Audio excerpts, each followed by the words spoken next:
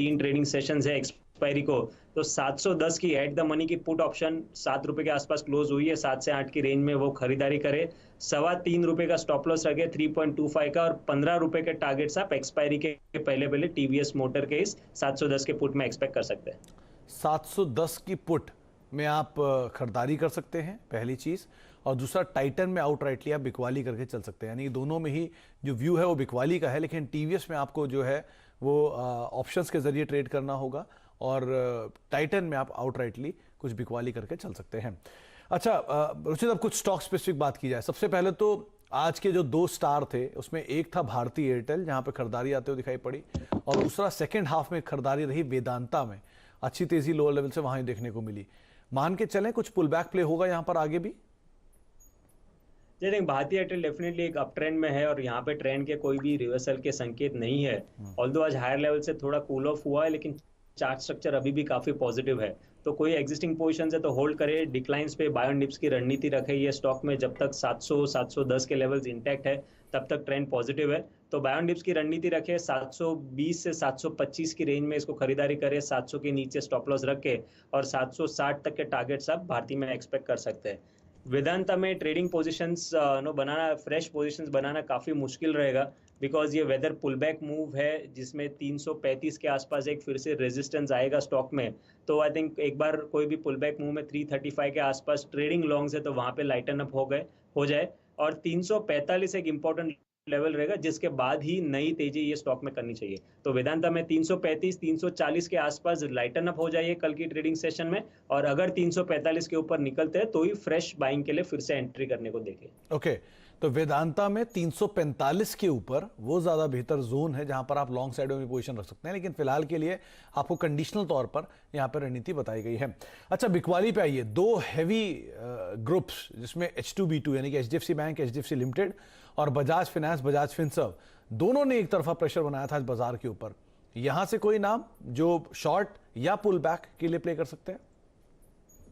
I think HDFC twins में ज़्यादा गिरावट एक्सपेक्ट नहीं है कि यहाँ पे कोई शार्प सेल ऑफ आएगा, but yes Bajaj finance, Bajaj Finserv, इन दोनों ही स्टॉक्स में हमने काफ़ी शार्प सेल ऑफ देखा जो आगे भी कंटिन्यू रह सकता है। हमें लग रहा है कि अगर फ्रेश रणनीति बनानी है तो बजाज फिनसर्व में यहाँ पे शॉर्टिंग के अपॉर्चुनिटीज ढूंढने चाहिए। 17,200 17,250 के आसपास कर मिलता है तो वहाँ पे शॉर्ट करे, 17,700 के ऊपर का स्टॉप लॉस रखे, और ये नीचे 16,500 तक के लेवल्स बजाज फिनसर्व आने वाले 2 से 3 ट्रेडिंग सेशन में बता सकते हैं। आप बिकवाली कर सकते हैं बजाज फिनसर्व में। 17,200 17,300 के जोन कहीं मिलते हैं अगर आपको, तो आप वहां पर बिकवाली करें, वो एक ज्यादा बेहतर विकल्प होगा। लेकिन इन चारों में से रुचित का मानना है कि शायद थोड़ा प्रेशर जो है वो यहाँ एक्सटेंड होता हुआ दिखाई पड़ सकता है। आज ये टेलीकॉम की जो टैरिफ हाइक की खबर थी रुचित, उसका इंपैक्ट पूरे सेक्टर में हुआ। चाहे आप भारती को देख लें, फिर उसके बाद वोडाफोन में भी कुछ खरीदारी थी, F&O के टॉप गेनर्स में शुमार था, इंडस टावर में खरीदारी थी।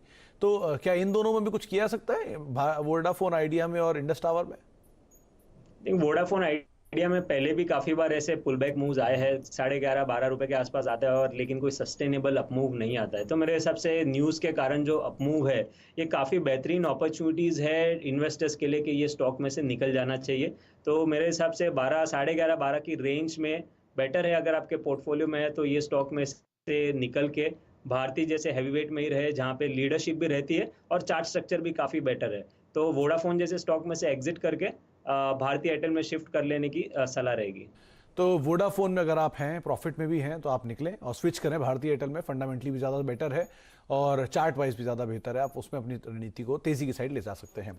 आगे भी हम रुचित से बातचीत करेंगे, लेकिन उससे पहले यतिन हमारे साथ मौजूद है। यतिन, आमतौर पर तो आपको डीलर्स रूम की बस बताते हैं, लेकिन आज यतिन के पास कुछ आंकड़े हैं जो आपको बताएंगे कि किस तरह से हायर लेवल से मार्केट में करेक्शन आया है और किस तरह से एक स्टीप फॉल के बाद कैसे प्लेस्ड हैं तमाम स्टॉक्स जो कि तेज बिकवाली देख चुके हैं पिछले 1 से 2 महीने के दौरान। तो यतिन, आज कौन से आंकड़े आपने खंगाले?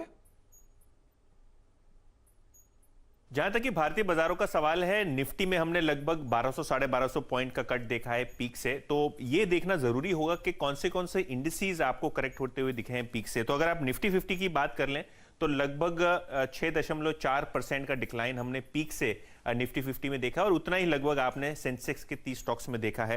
अगर आप अंडर परफॉर्मर्स की बात करें तो मेटल इंडेक्स सबसे बड़ा लूजर है, लगभग 14% नीचे है वो टॉप से, और अगर आप निफ्टी बैंक की भी बात करें तो लगभग 12% का कट वहां पीक से आपको आता हुआ दिखाई दे रहा है। हाई से और कौन से इंडेक्सेस नीचे हैं तो आपको मिड कैप 100 दिखेगा, एफएमसीजी इंडेक्स दिखेगा और हेल्थ केयर इंडेक्स दिखेगा, जो कि लगभग 8% नीचे है अपने पीक से। तो काफी जबरदस्त सेल ऑफ हमने इन सेक्टर्स में पर्टिकुलरली देखा है। फोकस करते हैं हम निफ्टी 50 के वो स्टॉक्स पे जो पीक से ऑफ है। तो हीरो मोटोकॉर्प की बात करें तो लगभग 28% का जबरदस्त करेक्शन हमने यहां पीक से देखा है। अगर आप कोल इंडिया, टाटा स्टील और एक्सिस बैंक की बात करें तो यहां 24-25% का कट हमको यहां आते हुए दिखा है। 20% जो स्टॉक्स गिरे हैं अपने पीक से, उसकी भी बातें अगर हम कर लें तो बजाज ऑटो, हिंडाल्को, इंडसइंड बैंक और एचसीएल टेक्नोलॉजीज जैसे आपको शेयर्स दिखेंगे। और फार्मा पैक में आपको डॉक्टर रेड्डी सबसे जबरदस्त तरीके से गिरता हुआ दिखाई देगा, लगभग 18% नीचे पीक से। मिड कैप्स की बात अगर हम स्पेसिफिकली करें तो यहां भी बहुत डीप करेक्शंस आपको देखने को मिले हैं। अगर आप एग्जांपल के तौर पे ले लें उज्जीवन फाइनेंस और पीएनबी हाउसिंग, ये दो वो एनबीएफसीज हैं जहां हमने 50-55% का जबरदस्त पीक से करेक्शन होते हुए देखा है। इसके अलावा अगर आप देखें तो सोलारा, औरोबिंदो, एनएमडीसी जैसे शेयर्स आपको 40 से 45% नीचे दिखेंगे। और अगर आप दूसरे स्टॉक्स देख लें जैसे कि नजारा जो एक रीसेंट लिस्टिंग थी 33% नीचे, सीएट 32% नीचे और बंधन बैंक और आईआरसीटीसी, ये दो वायदे बाजार के फेवरेट स्टॉक्स, यहां भी हमने लगभग 30% का पीक से करेक्शन होता हुआ देखा है।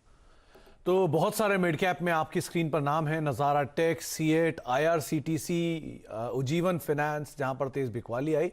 भले फ्रंट लाइन इंडेक्स में सिर्फ 6% की बिकवाली थी, मिड कैप इंडेक्स में 8% की बिकवाली थी, लेकिन ये वो नाम जो कि आउट परफॉर्म कर रहे हैं बिकवाली में और डबल डिजिट में गिरावट यहां आते हुए दिखाई पड़ रही है। एक ब्रेक का वक्त हो गया, ब्रेक के बाद लौटेंगे और हमारे साथ आगे भी जानकार मौजूद रहेंगे, उनसे भी हम बातचीत करते रहेंगे, कुछ और कॉल्स को लेकर उचित से चर्चा करेंगे और साथ साथ कुछ मिड कैप, स्मॉल कैप पे भी कुछ नाम है जहां पर तेज बिकवाली आज रही, उन सब पे बातचीत